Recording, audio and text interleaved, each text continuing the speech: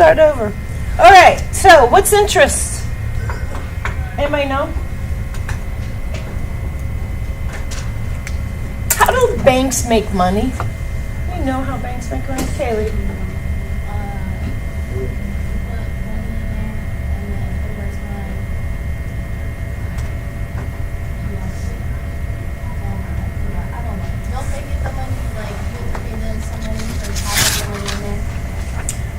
Yeah, kind of, and like credit cards and stuff like that. So let's say Kaylee walks in and gives the bank $100. Okay, the bank gives her 1% interest rate. Okay, then let's say that. And basically they're saying we're going to give you 1% for letting you use your money, kind of thing, because they're just a great big pool of money, right?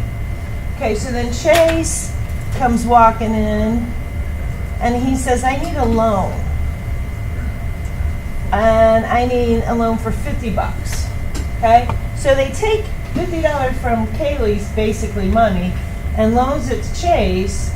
But they charge him 8% interest. Okay? So that's why the banks pay you interest, because basically they're using your money so that they can make money. Does that make sense? And it's kind of the same concept as a credit card. There's a difference between, there's debit cards, which you all probably have, and it just takes the money right out of your account as soon as you use it. Then there are credit cards. Credit cards, the bank basically is lending you money, okay? And then you have to pay it back with interest. So they make money on what they lent to you. Does that make sense? They're a nuisance if you can't pay it off. Well, no, that's not true. It kind of depends. There are some bad schemers out there, yes. But they're not that bad. All right, for the notes, I'm going to kind of skip through easily on this building part because we're on the shortened period, but you're going to get the gist of it when we get to the formulas. So, all right, so if I kind of jump over some stuff, you'll be okay. Sound good? Okay, so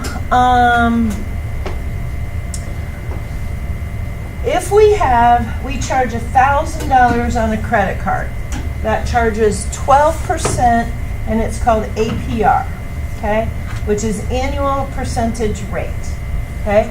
So the law is that the banks have to say, this is our annual percentage rate, all right? And they have to like disclose that. Obviously, you want the lowest rate you can get. Okay, so we're going to charge $1,000 on a credit card, and then we want to find the balance after 5 years. Okay, now we had the one equation where we took the amount of interest, our initial, right? Oops, helps if you could see. And then we times it 1 plus our percentage, and we multiplied it by the time, right? That's our generic percent of increase, okay?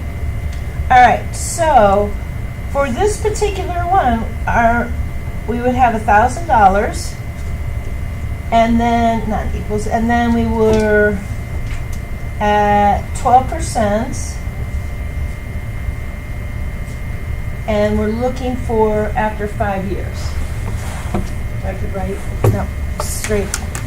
That would be even better. Okay? Are you with me on that? Okay. So, Is that 1,000 what? it's 1,000 times 1. I have an extra dot in there. 1 plus 0.12. Because that's your percent of increase. Good? Awesome. Okay, so now, when I do some plugging and chugging, I have 1,000 times 1.12 to the 5th. And so after 5 years, I would owe $1,762.34.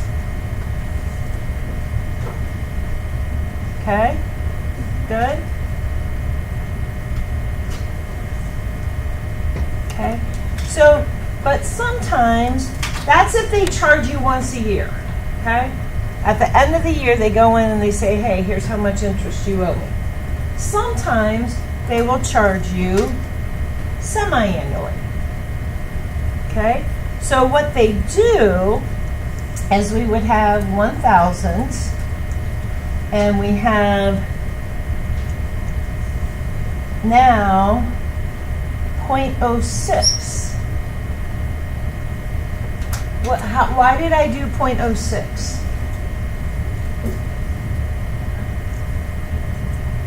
Because it's in half. Every 6 months, 1 year, I just cut it in half. So I took the interest rate and I cut it in half. Okay? All right, and then, but up top, I'm going to have my time, which is 5 years, but they're doing it twice a year. Does that make sense? Okay, so then, when I plug and chug, I have 1,000 times 1.06 to the 10th. And so if they compound the interest, I'm going to have 1790.85. So just from doing interest annually to every 6 months, I just owed another, 30 or 28 bucks, something like that. Okay? So the more frequently they charge you interest, the more you end up owing. Okay? All right, so let's think about that and do the table. So if we have an annual, that means it's calculated once a year, right? And so we're going to do, I don't know what this 56 plus, I think, we're going to do the 12% again. Okay, so that means our interest rate would be 0.12, right?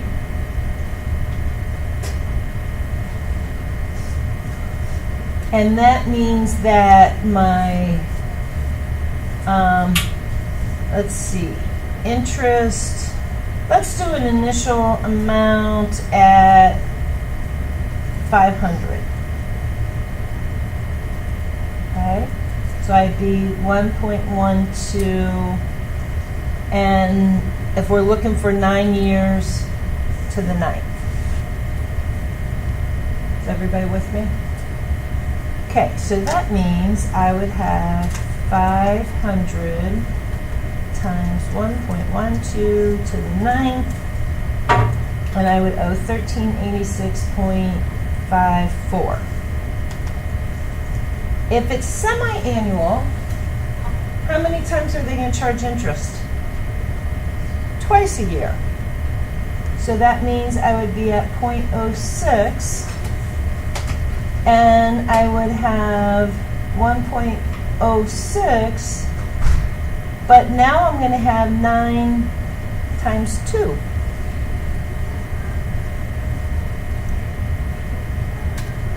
Good? Does that make sense? And so 500 times 1.06 to the 18th. Wow, now I owe 1427.17.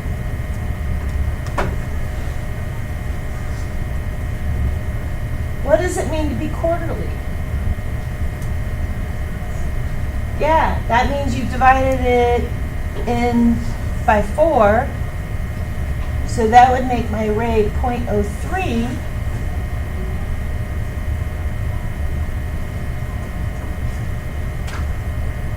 And it would be 9 to the 4th. Do you think it's going to be even more?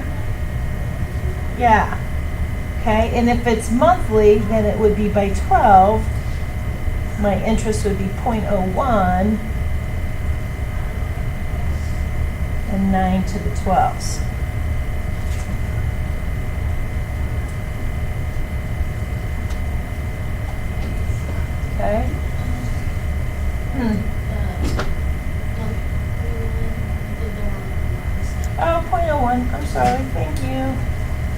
best. Okay, and so what did we do every time with our percentage in here, every time? See, we went from 12, how did we go from 12 to 6? We took our original 12, which would have been our percent, right?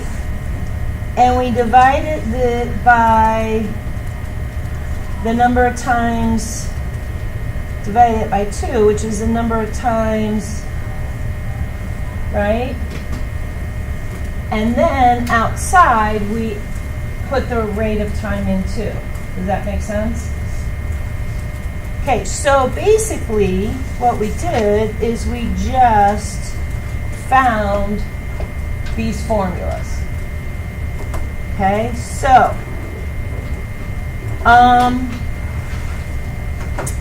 we have two main types of compounding interest. Okay, compounding interest is where like the interest just kind of builds. When you're talking about a compound, it's like everything builds on top of each other, okay? So your banks and your credit cards and all that good stuff is called compounded interest, okay? And we have two kinds. We have some that are in specific intervals, like your annual, semi-annual, quarterly, monthly. There's even daily, okay? But the daily is stuff that is called like continuously, okay? It doesn't take place at a specified time, it's just always ongoing. It's all the time, it's just kind of going. Population is good for that because it just changes every minute, every second. Somebody's being born somewhere, kind of thing.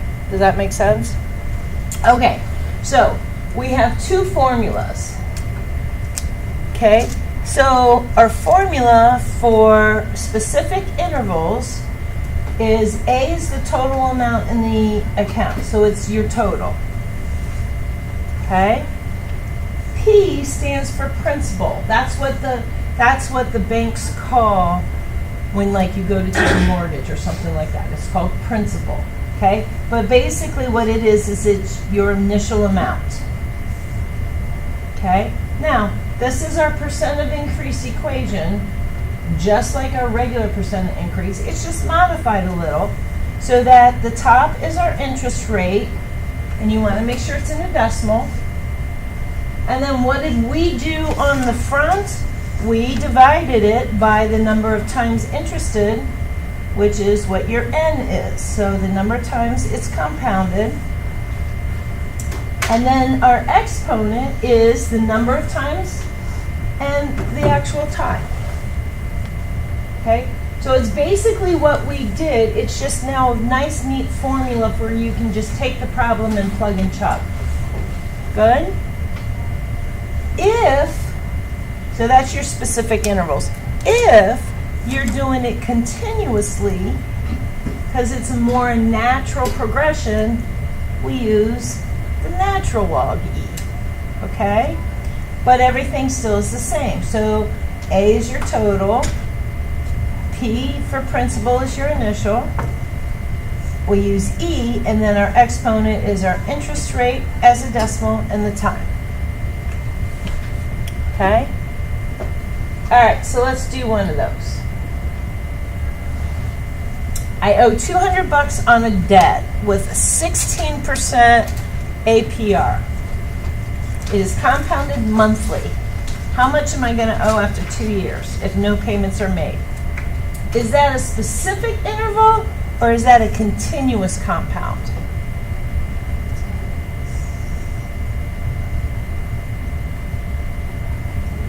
I don't know. That's why I'm asking you guys. What do you think?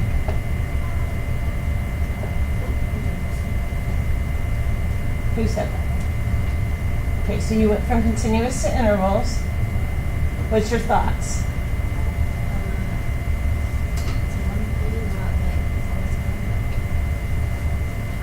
Pound, do you agree with her?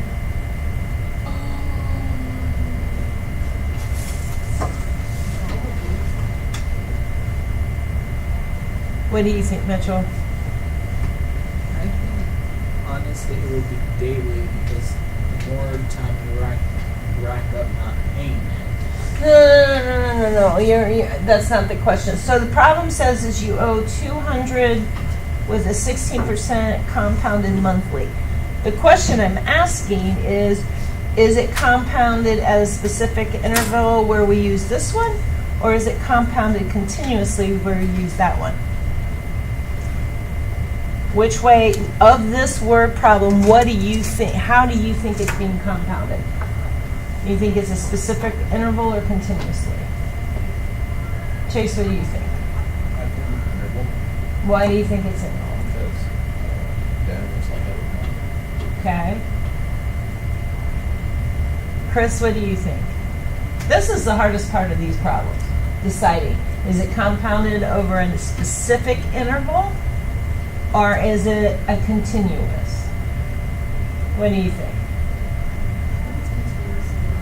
Why?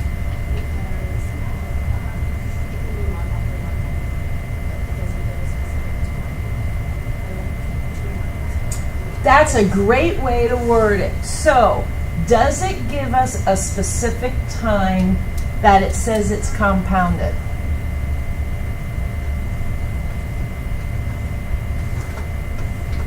Compounded monthly.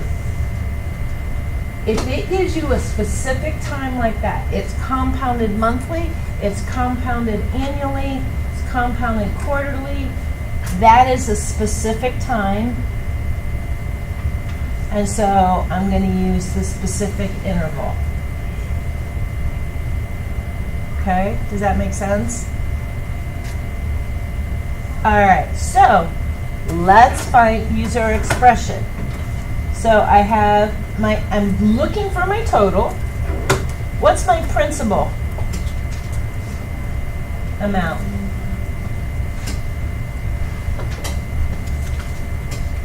Randall, what's my principal amount?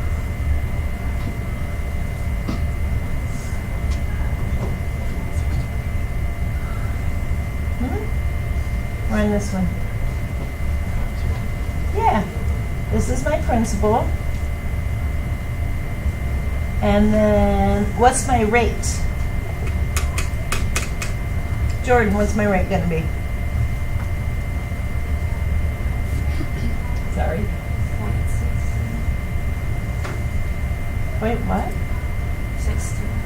Oh, 0.16. I thought you said 6.3.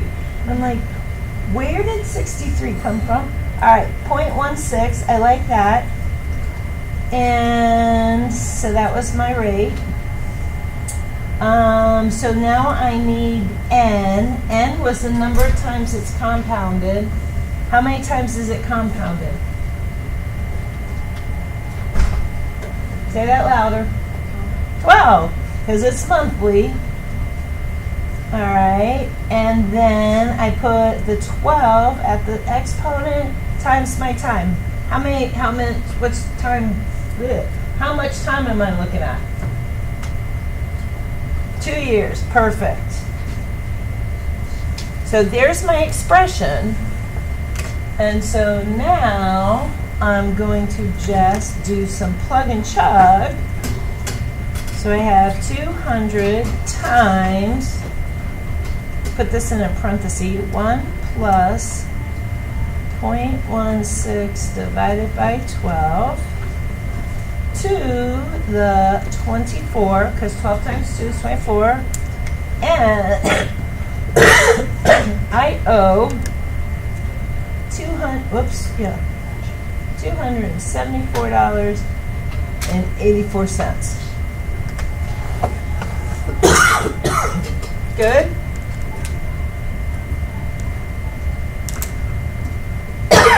All right, let's look at the next one. I got $1,000 in a college fund that pays 1.2% interest, compounded continuously. So which formula am I going to use? The continuously one, okay? So therein is the other difference too. Usually it will say it's compounded continuously. Or if it's like a population, you're going to use the continuously one, okay? All right, so we're going to use this formula. So A is, what's my principal?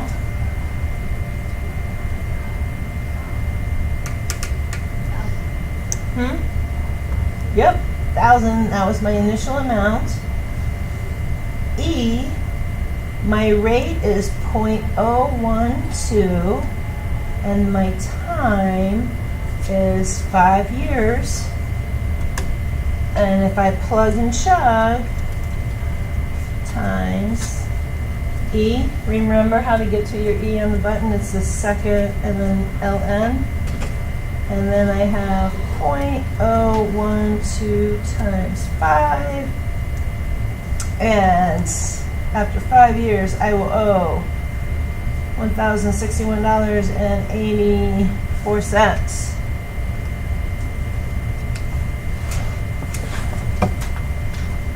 How do you feel about these? Good? All right, let me give you little practice problems. We should be able to